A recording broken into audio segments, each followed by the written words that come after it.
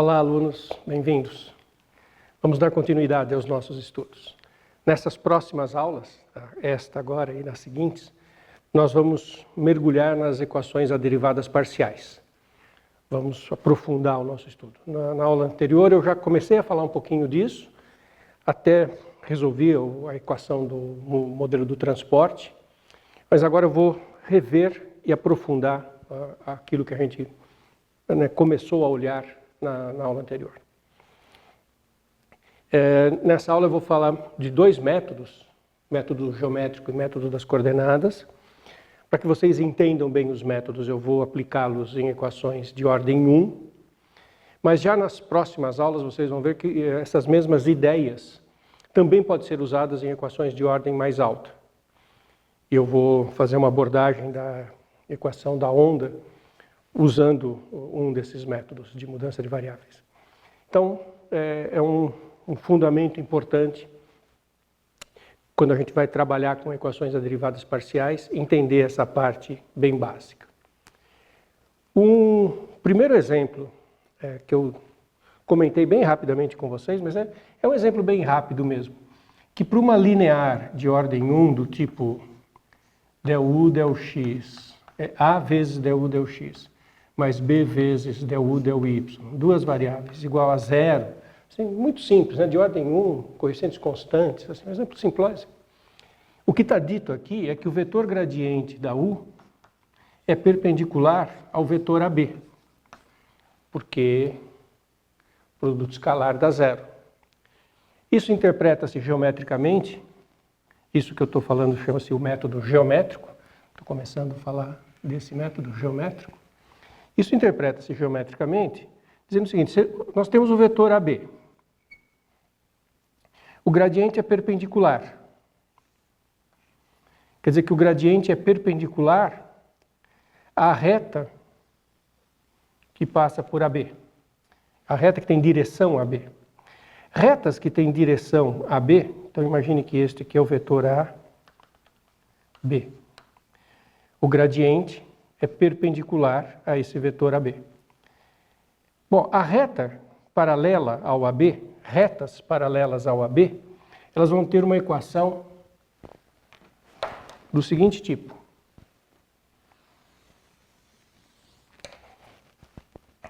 Equação de reta, y igual. O coeficiente angular, olha, se isso é B e isso é A, coordenadas do vetor AB, a reta vai ser coeficiente angular B sobre A, x mais uma constante C. E passando para cá fica AY menos BX igual a C. Quer dizer que essas são as retas paralelas ao vetor AB. Variando C, a gente tem um feixe de retas, todas de mesmo coeficiente angular B sobre A, e, portanto, são as paralelas ao vetor AB. O que eu comentei quando eu falei disso? Então, por que fica... esse problema dá para ter alguma informação. Porque o que nós estamos dizendo é que o gradiente é perpendicular a essas retas, então essas retas são curvas de nível da função. Então a nossa solução ela vai ser do tipo uma função calculada em cima dessas retas.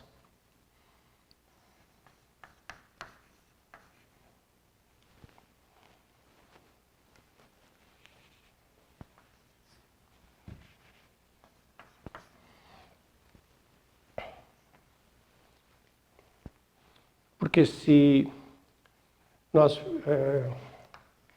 essas retas são as curvas de nível, essa função genérica calculada aqui, se você calcular agora o gradiente da U, você vai encontrar que é del F, que é F' calculado no ponto, vezes a derivada em relação a x, que é menos B,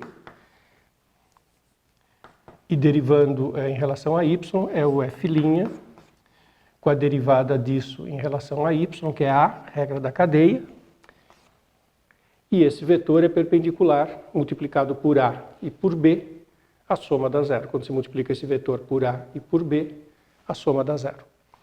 Então, uma função qualquer assim, ela dá as soluções.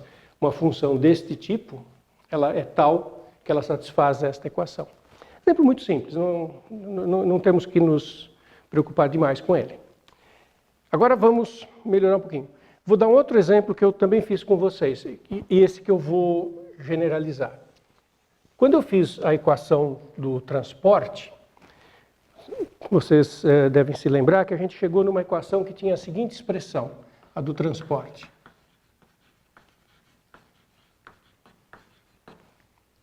Era uma equação a derivadas parciais na densidade. E tinha uma função que dependia da densidade, que era a velocidade. E isso era igualado a zero.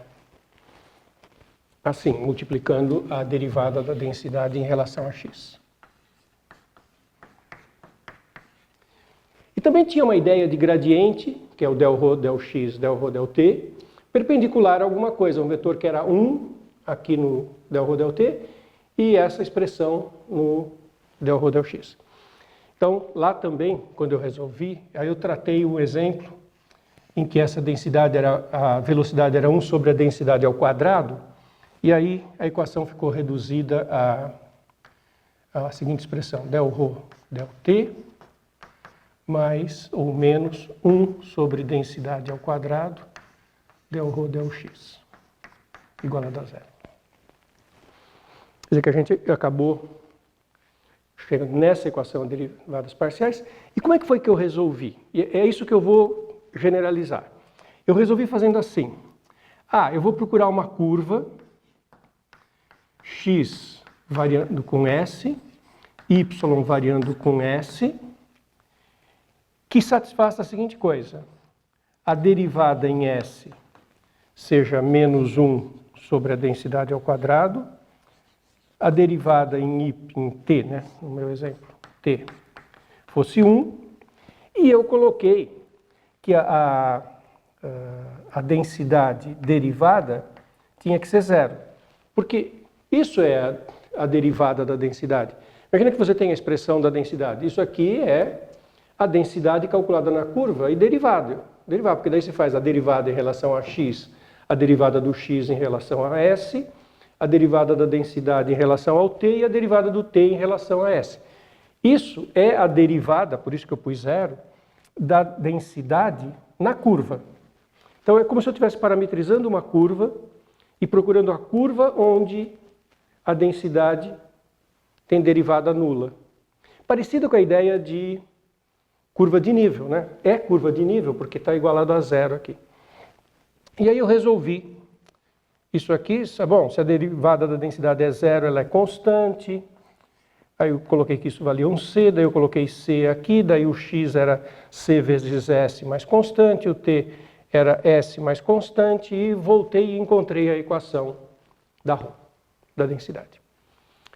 Vou generalizar esses dois exemplos bem simples. Eles se colocam ainda para EDPs de ordem 1, mas eles se colocam com qualquer dimensão, não ordem, tá? Ainda ordem 1, mas com muito mais variáveis. E a minha equação não precisa nem ser linear. É o que a gente chama de quase linear. É uma classe um pouquinho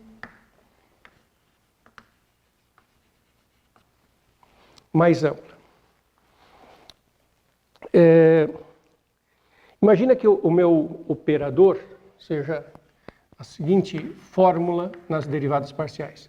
Uma soma, quando o n vai de 1, né, o k, o alfa vai de 1 a n, que eu tenho derivadas do u em relação ao x alfa.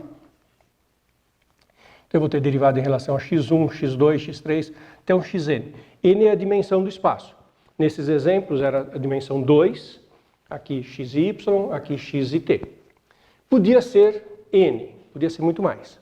Tá? E isso está multiplicando por uma função, né, que vai variar também com o alfa, e que depende de x1, xn do próprio u, e a derivada parcial da u em relação a x alfa. Ela é quase linear porque aqui tem uma função que pode depender do u, né? E eu vou resolver a equação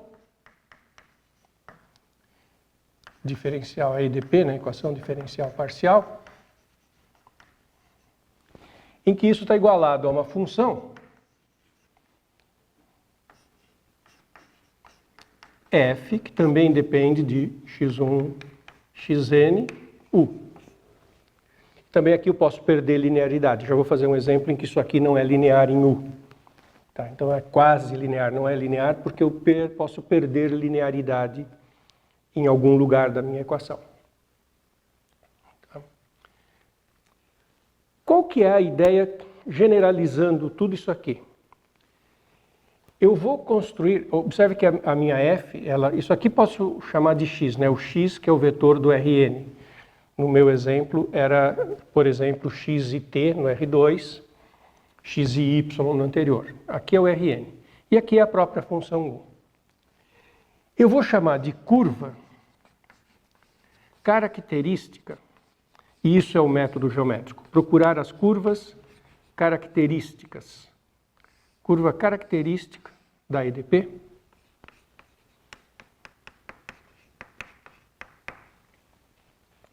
As curvas integrais, quer dizer, eu chamo de curva característica, são as curvas integrais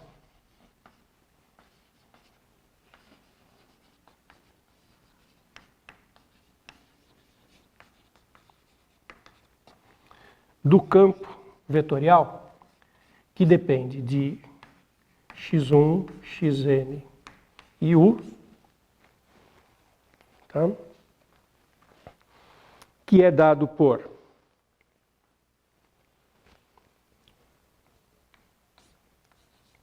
alfa 1,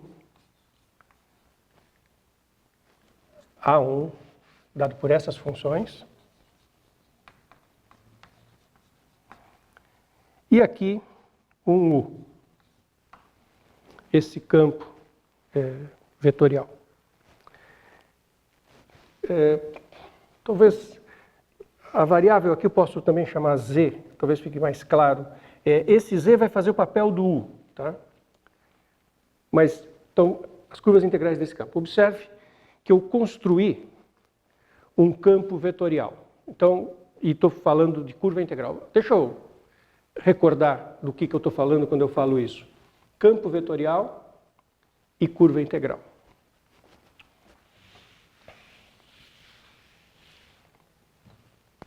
Um campo vetorial é um conjunto de vetores aplicado num domínio. Podem ter diferentes tamanhos, variar de direções. É aquilo que nós estamos acostumados a pensar em física, quando a gente fala em campo magnético, campo eletromagnético, campo de direções, campo de velocidades. Bom, você tem um campo de vetores numa região. Esse é o X daquela definição. Um campo de vetores. Curva integral é uma curva que passa por esse domínio e que tem a seguinte propriedade. Em todo ponto, ela é tangente ao campo vetorial. Então, se eu olhar a curva num determinado ponto, ela passa por aqui. Naquele ponto, tem o vetor do campo vetorial que tem vida própria. A curva está passando ali, tem o campo vetorial. E eu quero que o vetor tangente à curva seja o campo, seja o vetor ali. Quer dizer, o que é uma curva integral? É uma curva que em cada ponto é tangente ao campo. Os vetores estão colocados. Uma curva integral é uma curva que em cada ponto é tangente. Se esse campo indicar um campo de velocidade, a curva integral são as trajetórias. Imagine que eu comece te dando o campo de velocidades. O que é uma trajetória nesse campo de velocidades? É uma curva que uma partícula vai percorrer e que tem essa propriedade, né? Em cada ponto, a derivada dessa curva, o vetor tangente a essa curva, é o vetor velocidade. Ou tem a mesma direção, né? Podem ser múltiplo um do outro. Então, isso que é uma curva integral. Se eu achar as curvas integrais, eu estou numa situação parecida com os dos exemplos anteriores. Eu acho a função. E no caso, eu tenho uma dimensão a mais, porque eu estou colocando aqui a variável z, que vai fazer o papel da função u que eu busco. Como é que eu acho as curvas integrais?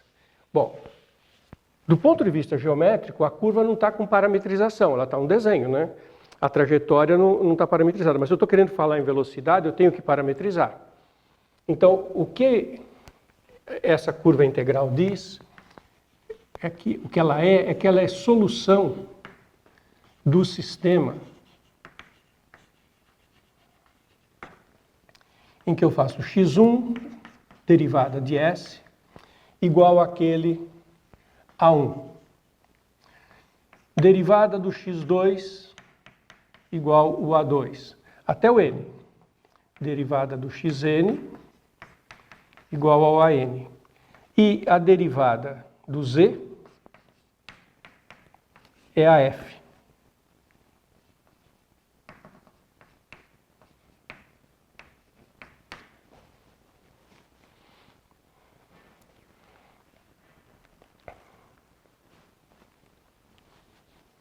O que significa?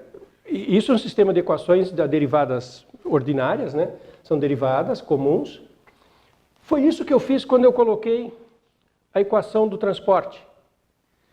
Foi isso que eu fiz. Eu coloquei a derivada da primeira variável x em relação a s, a derivada da segunda variável t em relação a s, tirei desse produto escalar e no caso era zero. Por isso que eu botei que a densidade tinha que ser zero, porque como era produto escalar zero, era a curva de nível.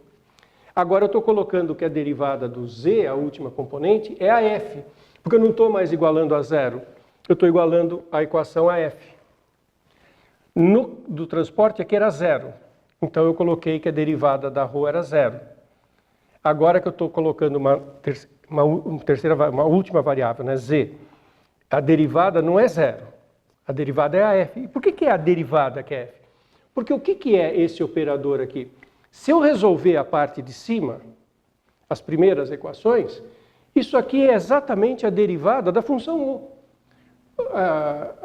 Pega a função u sobre a curva característica. O que é a derivada da função u sobre a curva característica? Como é que eu calculo? Derivo u em relação a x-alfa e derivo x-alfa.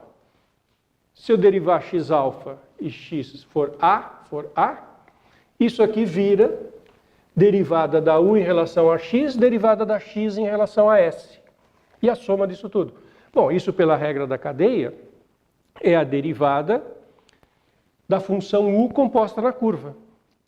Então, se eu tiver isso resolvido, e eu achar isso igual a f, essa z é a u que eu estou buscando. Operador em u igualado a f. Esse chama-se método geométrico. E eu vou agora então fazer um exemplo numérico para vocês verem como que isso funciona e como que isso funciona bem, como que isso é bonitinho. Parecido com o que eu fiz com a equação do transporte.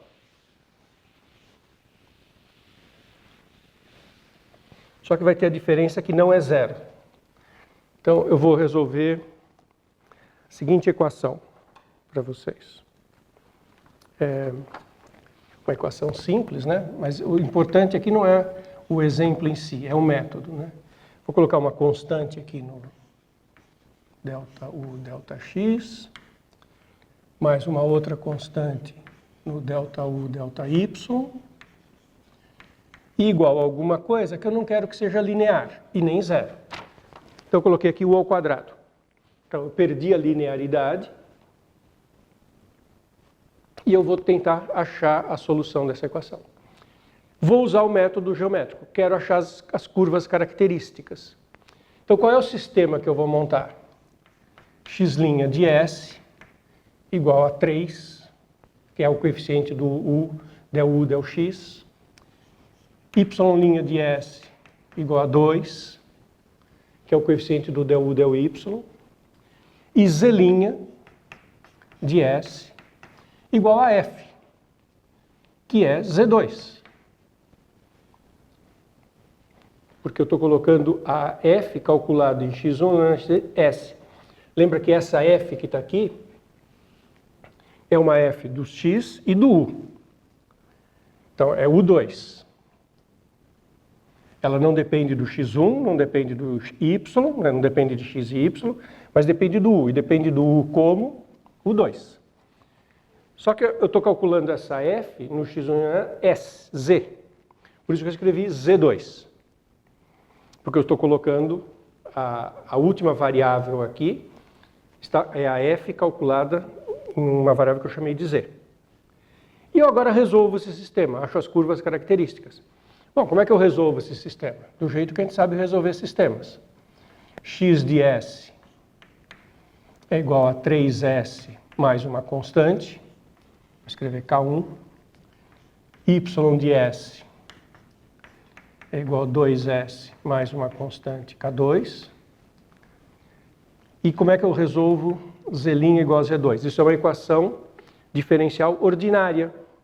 Por isso que eu revi as ordinárias com vocês, porque a gente precisa o tempo inteiro das ordinárias, né? Como é que eu resolvo essa? Eu faço assim.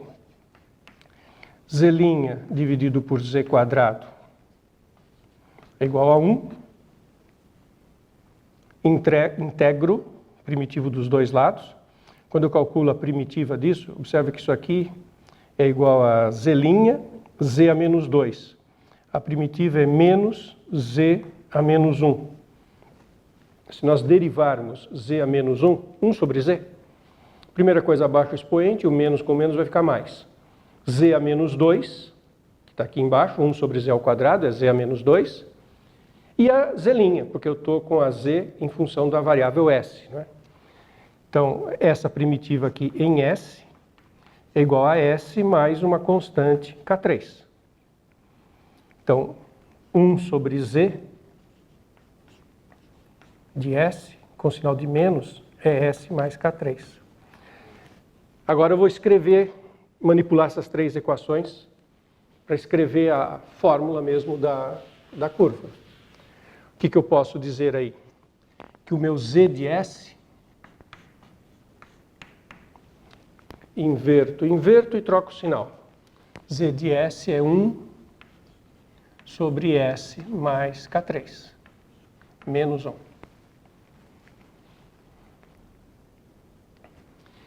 E quem que é S? S eu vou relacionar com x e y nessa fórmula. Esse exemplo que eu peguei foi bem simples, porque assim eu fiz 3 e 2 justamente para a gente não se deter muito nessa conta, mas você nessas relações, você tira S em função de x e y. Olha para essa parte do sistema que você resolveu e tira S em função de x e y para substituir aqui. Então eu vou ter que, olhando para essas duas, se eu fizer uma simples subtração, eu vejo que o S é igual a x menos y e K1 menos K2. É uma subtração das constantes. Quando eu faço essa menos essa. Então, o Z de S é menos 1, x menos y, mais K1 menos K2, mais K3. De maneira mais simples, se você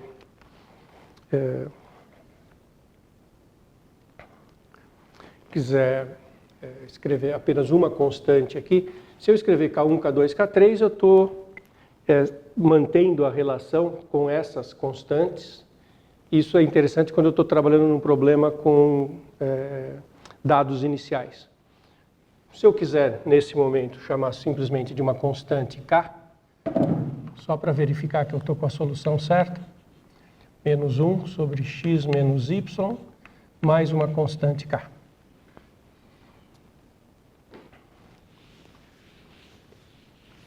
Essa função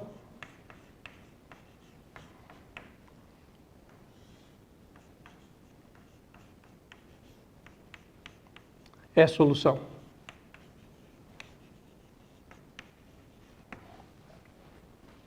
Eu usei a mesma fórmula que eu obtive para Z. Por que ela é solução? Porque se eu calcular, sair derivando isso aqui, derivo calculo as derivadas do u, vai aparecer o gradiente, del u, del x, del u, del y. Vai aparecer as derivadas de x e y em função de uma variável s. Bom, as derivadas de x e y estão ali, são o a e o a1 e o a2, que a priori poderiam ser funções. Tá? Eu peguei um exemplo em que era constante. Vão aparecer essas derivadas. E aí vai satisfazer a equação, porque vai resultar o 2. É simples verificar isso. Eu fiz esse exemplo simples, porque agora a gente consegue até verificar. Del u, del x. Isso aqui pode ser escrito como menos x menos y mais k elevado a menos 1. Então, o que é del u, del x? Primeiro, some o sinal de menos. Abaixo o expoente, sobe o sinal de menos. Fica x menos y mais k elevado a menos 2. Vezes a derivada disso em relação a x. Então, é del u, del x, e agora derivada de x em relação a x, que é 1. É isso. O que é del u, del y? É a derivada x menos y mais k elevado a menos 2, e a derivada disso em relação a y. Derivada do argumento em relação a y. É a regra da cadeia que eu comentei com você umas aulas atrás. Então, é del u, del x e a derivada disso em x, del u, del y, a mesma coisa, e a derivada disso em y, que é menos 1. Observe que são parecidos. É 1 sobre o parênteses ao quadrado e é menos 1 sobre o parênteses ao quadrado. Quando eu jogar nessa fórmula, o que eu vou ter? 3 vezes menos 1 parênteses ao quadrado, mais 2 vezes, sem o menos 1, no x não tem o menos 1, mais 2 vezes, agora sim, menos 1 parênteses ao quadrado, que é o del u, del y. Ou seja, sobrou uma vez o parênteses ao quadrado. Mas 1 sobre o parênteses é a função. Tá, tem o menos, mas quando eu levo ao quadrado desaparece o menos. E 1 sobre o parênteses é a função. Ao quadrado é a função ao quadrado, ou seja, isso é o 2. E eu tenho a solução da equação.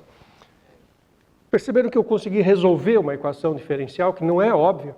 E, inclusive, a fórmula não é óbvia. Olhando para a fórmula, é comum isso em equações diferenciais, né? A gente olha para a fórmula, a gente não é capaz de antever qual é a expressão da solução. Não dava para imaginar que a expressão da solução era 1 sobre x menos y. Olhando para isso, difícil imaginar que é 1 sobre x menos y. Mas, enfim, com esse método de procurar as curvas características, eu consigo, muitas vezes, resolver equações simples. E essa ideia vale também em ordens mais altas, como eu vou mostrar nas próximas aulas. Então, agora eu vou mostrar para vocês um outro método que a gente usa muito em EDPs. Eu vou mostrar num exemplo simples em ordem 1, o importante é a ideia, e depois eu vou até usar em EDPs de ordem 2 mais para frente. Tá? Então, esse se chama método das coordenadas. Ele envolve uma mudança de variável. Então, eu vou resolver essa equação aqui. Del u, del x menos del u, del y mais u igual a 1. E eu vou trocar variáveis. Eu vou chamar de r x mais y. Eu vou chamar de s x menos y. Observe que eu joguei com 1 e menos 1 e troquei o sinal. Bom, o que acontece aqui? Eu mudei qual que são os eixos x e o eixo y. Quando a gente faz mudança de variável, é isso que acontece, não é? Lembra que o eixo x é o eixo que você obtém quando o y é 0. Então aqui, quando eu fizer o s igual a 0, eu vou obter o novo eixo, eu vou obter o eixo r, né? E quando eu faço s igual a 0, y igual a x, o novo eixo é esse. Esse aqui vai ser o eixo da variável r. Eu simplesmente mudei o sistema de coordenadas para que fique numa posição que está mais adequada para a minha equação. Esse que é o chamado método das coordenadas. O que aconteceu aqui é que onde eu tinha u de xy, Eu agora vou ter uma U maiúsculo de RS. E pela regra, usando a regra da cadeia, eu consigo calcular del U, del X e del U, del Y. É aquela derivação sucessiva. Como é que eu derivo o U em relação a X? É a derivada do U em relação a R, do U maiúsculo, em relação a R, e do R em relação a X, que é 1. Mais a derivada do U maiúsculo em relação a S, e o S em relação a X, que é 1. E do U em relação a Y. É a derivada do U maiúsculo em relação a R, o R em relação a Y, que é 1, e menos a derivada do U em relação a S, e a derivada do S em relação a Y, que é menos 1, por isso que eu pus esse menos. Quando a gente vai com isso naquela equação, o del U del X menos o del U del Y vai cancelar o del U del R e vai ficar 2 vezes o del U del S, que é isso menos isso. Mais o U, que eu estou escrevendo agora, U maiúsculo de RS, igualado a 1. Essa é uma equação simples, que é uma equação que, na verdade, ela se comporta como uma equação ordinária, porque ela só está derivando em S. Método de resolver, fator integrante. O fator integrante aqui vai ser uma função, a gente normalmente indica por μ de S, que é E elevado a S sobre 2. O que é um fator integrante? Isso aqui é um fator integrante. Um fator integrante é um termo que a gente multiplica a equação por ele e ela aparece um termo que é uma simples derivação. E, portanto, é fácil de integrar, basta primitivar.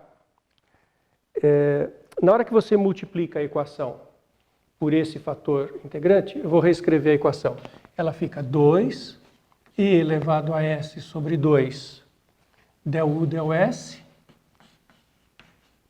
mais E elevado a S sobre 2 U igual E elevado a S sobre 2. O interessante de ter um fator integrante é que esse termo aqui, ele é a derivada em relação a S do seguinte termo. 2e elevado a S sobre 2U.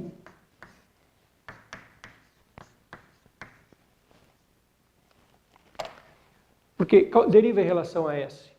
Derivar esse daqui vai ficar 2e elevado a S sobre 2, que é a derivada da exponencial, vezes meio U. Está aqui, e elevado a S sobre 2U, o meio cancelou o 2. E quando eu derivar o U, fica 2e elevado a S sobre 2 parado, e eu derivo o U em relação a S. E a solução disso é integrar. Então, integro em relação, já que isso é a derivada dessa expressão, essa expressão é a derivada disso em relação a S, eu integro em relação a S e obtenho 2 elevado a S sobre 2U. Integro aqui em relação a S. A integral disso em relação a S é E elevado a S sobre 2. E uma coisa que quando eu derivar de isso, então eu preciso ter um fator 2 aqui na frente, porque assim quando eu derivo, fica E elevado a S sobre 2, vezes o meio, cancela, volta nisso. Tem mais, claro, quando a gente integra em S, tem mais uma função, uma constante, que na verdade é uma constante que depende de R.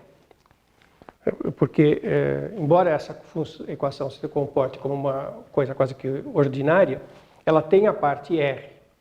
Não tem R nessa expressão. Então, quando eu integro, tem que pôr a constante. Só que é uma constante em R, que não aparece quando estamos falando de derivação em S. Pode ter uma expressão em R aqui. Quando nós tomamos a derivação em S, ela não aparece. Aí o 2 elevado a S sobre 2 cancela, divide tudo por 2e elevado a S sobre 2. Desse lado fica U, que é uma expressão de RS. Cancelou aqui, ficou um 1, mais a F, que só depende de R, e dividido por E elevado a dividido por 2e elevado a s sobre 2, fica meio e elevado a menos s sobre 2. Então essa é a expressão a priori da função u, onde f é uma função genérica, que a gente não sabe qual é. E isso nos permite voltar para a variável u, porque daí eu escrevo que a variável u de xy, ela é 1 mais uma f de r lá na frente, que é x mais y, exponencial de menos s sobre 2, então menos, o s é x menos y sobre 2, e um fator meio aqui na frente. Então, essa é uma expressão genérica da U. Tá? Observe que isso é o que a gente consegue dizer até agora. Se eu tiver uma condição de contorno, que eu poderia acrescentar ao problema, qualquer informação sobre o que ocorreria no U de x0 ou alguma coisa assim. Se tiver uma equação de contorno aqui, isso vai levar a uma expressão em cima dessa forma. Por exemplo, se eu colocar y igual a 0, como eu coloquei ali, eu dou uma condição de contorno. Aí eu vou ter que 1 mais meio de f de x e elevado, se eu botar aqui y igual a 0, fica menos x sobre 2, é igual a alguma coisa. Eu escrevi seno de x só para dar um exemplo. Aí eu acho a f, é só isolar a f aqui e depois voltar com a expressão isolada aqui. Quer dizer, se eu tiver uma condição de fronteira na equação, aí eu consigo substituir na fórmula genérica e eu obtenho a f, como nesse caso aqui, que daria, né, isolaria a f passando tudo para o lado de lá, obtenho a expressão da f e aí posso voltar aqui para escrever essa forma. Observe que quando eu isolar a f aqui, f de x vai ficar, eu passo esse 1 para o lado de cá, fica menos 1 mais seno de x. Mas eu depois vou multiplicar por 2 para isolar f. E vou multiplicar por e elevado a x sobre 2. Que aí cancela esse e aparece aqui. Então, essa é a expressão genérica da f. Estou usando o x como genérico, mas lembre que isso aqui é um f de uma variável qualquer. Se for uma variável alfa, aqui é alfa e aqui é alfa. Então, quando eu voltar nessa fórmula, eu vou ter que calcular f do alfa, que é x mais y. Então, vai aparecer menos 1 seno de x mais y, 2e elevado a x mais y sobre 2. E depois ainda multiplicar pelo e elevado a menos. Só um detalhe de atenção, né? Não nos confundamos com o fato de que eu usei a variável x aqui. Isso me fornece a expressão genérica da f, mas quando eu vou calcular lá em cima, não calculo em x, não é essa fórmula que eu tenho que pôr. Lembrar que é a f calculado em x mais y. Daí penso nisso por um instante como sendo um alfa, e aí eu coloco aqui f de x mais y aqui, x mais y aqui, x mais y aqui. E aí faço a simplificação da forma. O importante é perceber que mudando o sistema de coordenadas, a gente gera equações que só dependem de uma variável, que foi o grande truque de chegar aqui. Eu caí nessa equação que só tinha o s, foi embora o r no sistema, e isso permitiu resolver. A gente vai fazer mais exemplos disso em aulas lá para frente. Legal? Ficamos aqui.